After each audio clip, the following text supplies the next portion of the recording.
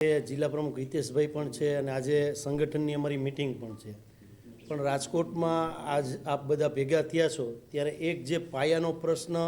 અને લોકોને વાચા આપવા માટે કોંગ્રેસ તત્પર હોય ત્યારે જે મહાનગરપાલિકા દ્વારા જે ટેક્સનો ખોટી જાહેરાત કરી છે રાજકોટ મ્યુનિસિપાલિટી કમિશનર અને ભારતીય જનતા પાર્ટીના સત્તાધારી લોકોએ કે 5,000નો પણ જો કોઈનો વેરો બાકી હશે તો એના ઉપર કાર્યવાહી થશે. ત્યારે આપ મીડિયાના મિત્રોને દ્વારા આવનારા દિવસોની અંદર અમે આ બાબતે ભૂતકાળની અંદર પણ અમે ટકોર કરેલી છે કમિશનરશ્રીને અને આપના માધ્યમથી કહેવા માગીએ છીએ કે રાજકોટ શહેરના કોઈ પણ પ્રજાજન જે 5,000નો જેનો ટેક્સ વેરો બાકી હોય અથવા 25,000 બાકી હોય કે 50,000 બાકી હોય, તમે 200 કરોડની લોનું લ્યો છો અને તાઇફાઓ કરો છો અને પ્રજાને હેરાન કરવાનું કામ તમને પ્રજાએ સત્તામાં બેસાડ્યા છે અને તમે પ્રજાને હેરાન કરવાનું કામ કરી રહ્યા છો. ત્યારે વિરોધ પક્ષ તરીકે મ્યુનિસિપાલિટી કમિશનરશ્રી અને રાજકોટના મેયર અને સ્ટેન્ડિંગ કમિટીના ચેરમેનને હું કહેવા માગું છું કે કોઈ પણ રાજકોટ શહેરની અંદર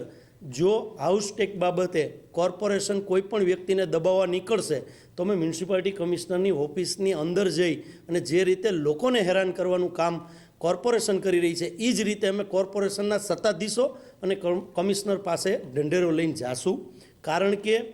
દેશની અંદર લોકશાહીની અંદર તમે આટલી જ બધી જો ચિંતા કરતા હો તો વર્ષો થઈ ગયા રાજકોટ મહાનગરપાલિકાને કે તમે વ્યાજ માફીનો એક પણ કાર્યક્રમ કર્યો નથી. તો ટેક્સ ઉઘરાવવાની જગ્યાએ તમારે વ્યાજ માફીની જાહેરાત કરવી જોઈએ તો જે મધ્યમ વર્ગના લોકો છે જેમનો ટેક્સ બાકી છે એમને કંઈક રાહત મળે. અને 5,000 જેવી બાબતે જો મ્યુનિસિપાલિટી કમિશનર અને કોર્પોરેશન દબાવવા નીકળે તો એ પણ એક દુઃખનીય ઘટના છે. એના માટે અમે લોકોનો અવાજ લઈ અને કોર્પોરેશનને ઘેરવાનું કામ કરશું. અને જે સરકારી તંત્રોની જે ટેક્સ બાકી છે જેમ કે કલેક્ટર ઓફિસનો કરોડો રૂપિયાનો ટેક્સ બાકી છે, યુનિવર્સિટીનો કરોડો રૂપિયાનો ટેક્સ બાકી છે, સરકારી તંત્રના ટેક્સ ઉઘરાવવાની જગ્યાએ ભારતીય જનતા પાર્ટીના કાર્યાલયનો ટેક્સનું હજી નક્કી નથી. ત્યાં લોકો ઉપર જે તમે લાઠી વીંઝવા જઈ રહ્યા છો, કોંગ્રેસ આ લાઠી તમને રાજકોટની શહેરની જનતા ઉપર વીંઝવા નહીં. સૌથી મહત્વનો મુદ્દો કે જે આખા સૌરાષ્ટ્રના એક ગામડાને ઇફેક્ટ કરતો છે. ગરીબ ખેડૂત છેવાડાનો માણસ એ પોતાની રોજગારી અને આજીવિકા માટે જ્યારે બધેથી પરાજિત થઈ જાય, બધેથી નિરાશ થઈ જાય ત્યારે એની પાસે એકમાત્ર રસ્તો બચતો હતો અને એના માટે પોતાને વિકસિત થવા માટે, પોતાને બધાથી સ્વતંત્ર થઈને પોતાની રોજગારીનો અધિકાર મેળવવા માટેનો જે હક અને અધિકાર યુપીએ સરકારમાં કાયદા રૂપે મનરેગા એક્ટ કરીને જે છેવાડાના માણસને રોજગારીનો અધિકાર આપ્યો અને અત્યારે આ જ કાયદાનું નામ બદલીને એના કેટલા બધા અધિકારોનું હનન કરવાનો પ્રયત્ન ભારતીય જનતા પાર્ટી સરકાર જે કરી રહી છે એના માટે આજનો મહત્ત્વના મુદ્દાની ચર્ચા માટે આજની આ પ્રેસ વાર્તાનું આયોજન કર્યું છે. આમાં મારી સાથે ઉપસ્થિત રાજદીપભાઈ કે જે રાજકોટ શહેર કોંગ્રેસ સમિતિના પ્રમુખ છે અને સાથે ઉપસ્થિત હિતેશભાઈ વોરા કે જે રાજકોટ ગ્રામ્યના પ્રમુખ છે, જે પોતાના પણ અહીંયા સ્થાનિક મુદ્દાઓ વિશે વાત કરશે. પણ સૌથી મહત્ત્વની વાત જે છે એ આજે મનરેગાની છે. યુપીએ સરકારમાં મનરેગા એક્ટ એ પૂજ્ય બાપુ મહાત્મા ગાંધીના નામ ઉપર Mahatma Gandhi national rural employment guarantee act એટલે મનરેગા. આના નીચે દરેક ગામમાં મજૂર વર્ગ હોય. ખાસ કરીને હું મહિલા તરીકે વાત કરું છું કે મહિલાઓ જ્યારે ક્યાંય પોતે હાથ લાંબો ન કરી શકે, જ્યારે પોતાની સાચી સ્વાભિમાનની લડાઈ એને લડવી હોય અને બધેથી નિરાશ થતી હોય ત્યારે એકમાત્ર એમની પાસે આશરો રહેતો હતો કે પોતાની રોજગારી મેળવી શકે. આજે જ્યારે સત્તાના વાહવાહી કરવાના માટે ખૂબ મોટા કરોડોના ખર્ચા કરી રહી છે સરકાર, મહિલાઓના સ્વાભિમાનની વાત કરે છે, ભારતના સ્વાભિમાનની વાત કરે છે, ત્યારે ખરેખર ગામડાનો વિકાસ શું હોવો જોઈએ, ગ્રામ સ્વરાજ કેવું હોવું જોઈએ, એના માટે મહાત્મા ગાંધીએ જે વિચારો વ્યક્ત કર્યા હતા અને એમના નામ નીચે આ કાયદો આપવામાં આવ્યો હતો કે 100 દિવસનો રોજગાર ગામના એક વ્યક્તિ કે જે પોતે ઇન્ડિપેન્ડન્ટ થઈને સ્વતંત્ર રીતે કમાવું હોય તો ક્યાં જવું, તો એના માટે આ કાયદો બન્યો તો એને આજે ધ્વસ્ત કરીને સત્તાના કેન્દ્રીકરણની વાતો વિકેન્દ્રીકરણની વાતોની વચ્ચે કેન્દ્રીકરણ દરેક યોજનાઓને કરીને ભ્રષ્ટાચાર કરવાનો એક નવો રસ્તો અપનાવ્યો છે. નામ બદલવાથી અને લોકોને ભરમાવવાથી કે અમે આ કાયદો બદલીને વધારે લોકોને પાવર આપ્યો છે, તો એને અત્યારે હું સખત શબ્દોમાં વખોડું છું કે 100 દિવસનો કાયદો હતો યુપીએ એક્ટમાં, અત્યારે આ નવા કાયદાનું નામ વીબી ગ્રામજી, એમાં રામ પણ આવે છે, વીબીજી રામજી,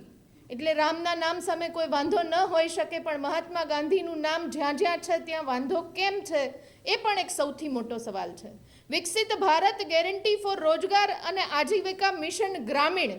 એટલે વીબીજી રામજી આ કાયદાનું નામ આપ્યું છે, અને એક જ પ્રચાર કરવામાં આવે છે કે આ કાયદામાં અમે 100 દિવસના બદલે 125 દિવસની રોજગારી આપવાનો વાદો કરીએ છીએ, વચન આપીએ છીએ. અહીંયા હું આને પણ વખોડવા માંગુ છું કે 125 દિવસ રોજગાર આપવાની વાતો કરે છે, પણ આ 125 દિવસની રોજગારી પછી આનું ચૂકવણું કરશે કોણ?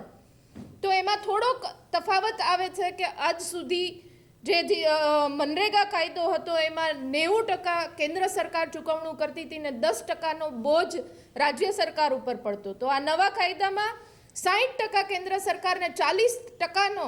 બોજ એટલે 60-40ની યોજના તળે અત્યારે ચૂકવણું કરવામાં આવશે. તો હું આપના માધ્યમથી પૂછવા માંગુ છું કે ગુજરાતની રાજ્યની ભારતીય જનતા પાર્ટીની સરકાર કે જેમની પાસે પંચાયતોના સ્ટાફના વેતન ચૂકવવા માટે પૈસા નથી, જેના માટે નવી ભરતીઓ કરીને ચૂકવણા કરવા માટે પૈસા નથી, જેના માટે જે વિધવા સહાય યોજના છે એ વિધવાઓને સહાય પહોંચાડવા માટેના પૈસા નથી, અનેક યોજનાઓમાં લોકો ધક્કા ખાઈ રહ્યા છે. બીપીએલ કાર્ડની વાતો કરીને જે પીએમ નિધિમાંથી ફંડ આપવામાં આવશે એ બધી જ વાતોના નીચે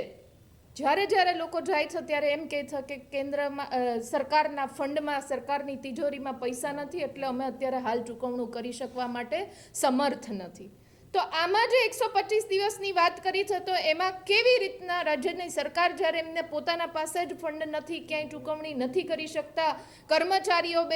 નારાજ છે, આંગણવાડીની બહેનો પોતાના પગાર વધારા હાઈકોર્ટમાં કેસ લડીને જીત્યા હોવા છતાં એવું કહે છે કે અમારી પાસે પૈસા નથી. મોબાઈલ આપવાનું વચન આજથી 2 વર્ષ પહેલાં આંગણવાડીની બહેનો કે જે ગરીબ ઘરમાંથી આવે છે, જેમને રોજગાર છે, અને અત્યારે સરકાર જવાબ આપે છે કે મોબાઈલ ચૂકવવા માટે પૈસા નથી. તો આ ગામડાનો છેવાડાનો માણસ કે જે પોતાના સ્વાભિમાન સાથે કોઈ સમાધાન કરવા નથી માંગતો અને પોતાની રોજગારી પોતાના ગામમાં મળે એની માટેની લડાઈ લડે, અને ત્યારે આ કાયદામાં જ્યારે ફેરફાર કરે છે ત્યારે હું માનું છું કે આ ગામડાઓને જે તોડવાની અમે આક્ષેપો કરતા નહીં, પણ આ એક પછી એક દાખલાઓ ભારતીય જનતા પાર્ટીની સરકાર આપી રહી છે કે જે મોટી મોટી વાતો કરીને મોટી યોજનાઓ હોય એને તોડીને નામ બદલીને લોકો વિરોધ કરે. અમે કદાચ એવું કહીએ કે મનરેગા કાયદો ખોટો છે તો એ સામે ખૂબ સ્પષ્ટ રીતના, ખૂબ સારી રીતના અને ખૂબ ઉગ્ર રીતના એમ કે અમને રામનો વિરોધ છે. આવી વાતો કરીને ભારતીય જનતા પાર્ટીની સરકાર લોકોના ધ્યાન ભટકાવે છે. બાબતો જણાવવા માંગુ છું જે સ્પષ્ટ અમે પોતે આ 2 કાયદામાં શું ફેરફાર છે એની વાત કરીને, કે જે મનરેગા હતું એ દર વર્ષે 100 દિવસની કામ કરવાની કાનૂની ગેરંટી આપતા હતા, જે લઘુત્તમ વેતન એક્ટ કહેવાય કે લઘુત્તમ વેતન દરેકને મળવું જોઈએ. એક્ટ તળે 100 દિવસની રોજગારી આપવાની વાત હતી, દરેક ગામમાં યોજના ઉપલબ્ધ કરી શકાતી હતી. અત્યારે આ જે નવો કાયદો આવ્યો છે એમાં પ્રચાર ફક્ત 125 દિવસનો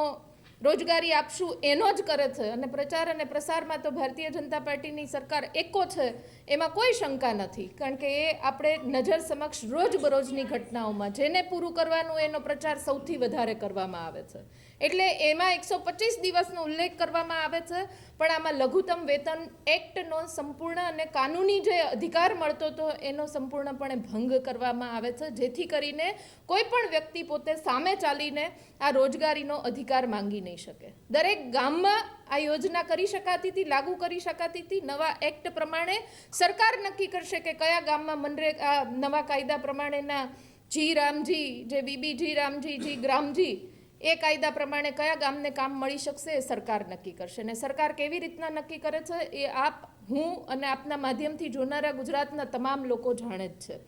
આ વર્ષ દરમિયાન આખા વર્ષ દરમિયાન જે મનરેગા કાયદો હતો એમાં આખા વર્ષ દરમિયાન ગમે ત્યારે કામની માંગણી થઈ શકતી હતી. નવો કાયદો છે એમાં સરકાર નક્કી કરશે કે તમને ક્યારે આના માટેની કામની વહેંચણી કરવામાં આવશે, અને એ ફાળવણી કેવી રીતના કરે છે ભારતીય જનતા પાર્ટીની સરકાર, એના ઠેકેદારો અને નીચે કઈ રીતના શોષણ થાય છે. છેલ્લા 15 વર્ષના શાસનમાં આખાએ ગુજરાતના એક વ્યક્તિએ જોયું છે કે અત્યારની જે સરકાર છે એ સંપૂર્ણપણે ભ્રષ્ટાચારમાં આખીએ ડૂબેલી છે. ત્યારે આ કાયદાનો કેવી રીતના અમલીકરણ ને કોના વિકાસ માટે આ બધા નિયમો બદલ્યા છે એ આપણે સ્પષ્ટ જાણી શકીએ છીએ જે પ્રમાણેના ફેરફારો કર્યા. ગ્રામ પંચાયતો અને પંચાયતો એ વિકાસ માટેના પ્રોજેક્ટ મનરેગા